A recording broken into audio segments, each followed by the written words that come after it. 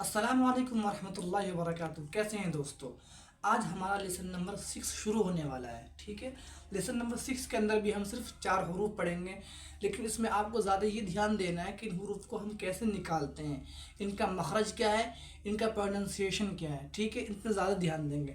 حروف تو آسان ہے یاد کرنا، لیکن ان کا مخرج، ان حروف کو کیسے نکالتے ہیں، ان کا پروننسیشن کیسے ہوتا ہے، اس پہ دھیان دینا ہے آپ کو زیادہ، ٹھیک ہے۔ تو چلو شروع کرتے ہیں آج کا سبق ہم۔ بسم اللہ الرحمن الرحیم۔ طا خالی، طا کے اوپر مطلب کوئی نقطہ نہیں ہے۔ جب طا بولیں گے تو ہم پورے منہ کو بھر کے بولیں گے طا، ٹھیک ہے۔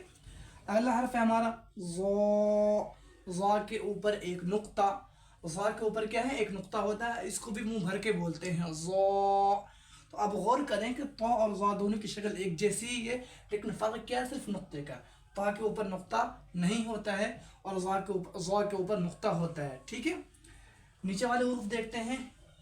عین، عین خالی، جب ہم عین بولیں گے تو عین کو بالکل حلق سے نکالیں گے، یہاں سے نکالیں گے، عین، عین خالی، ٹھیک ہے۔ اس کے بعد اگلا حرف ہے ہمارا غین، غین کے اوپر ایک نقطہ۔ جب ہم غین نکالیں گے تو تھوڑا جہاں سے ہم عین نکالتے ہیں اس سے تھوڑا سا اوپر سے ہم غین نکالتے ہیں، ٹھیک ہے۔ اس کو گین نہیں بولنا ہے، اس کو بولنا ہے غین۔ اس کے اگر آپ 5 6 بار 10 بار پریکٹس کریں گے تو یہ حرف اچھے سے نکل جائے گا، ٹھیک ہے۔ تو یہ دیکھیں یہاں نیچے کے جو دو حروف ہیں عین اور غین، دونوں کی شکل ایک جیسی ہی ہے، اور عین کے اوپر نقطہ نہیں ہوتا ہے لیکن غین کے اوپر نقطہ ہوتا ہے، ٹھیک ہے۔ تو ایک بار وہ میرے ساتھ ان حروف کو پڑھ لیجئے تاکہ اچھے سے یاد ہو جائے۔ طا، طا خالی، ظا، ظا کے اوپر ایک نقطہ، عین، عین خالی، غین، غین کے اوپر ایک نقطہ۔ تو آج کا سبق ہمارا بہت ہی آسان تھا، بہت ہی ایزی تھا، ٹھیک ہے۔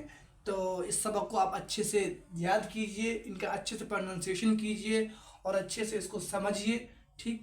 ملتے ہیں اگلے ویڈیو میں۔ اگر ابھی تک آپ نے ہمارا چینل سبسکرائب نہیں کیا ہے تو سبسکرائب کر لیجئے، اور قرآن شریف تجوید کے ساتھ پڑھنے کے لیے آپ ہمارے ساتھ جڑیے۔ السلام علیکم ورحمۃ اللہ وبرکاتہ۔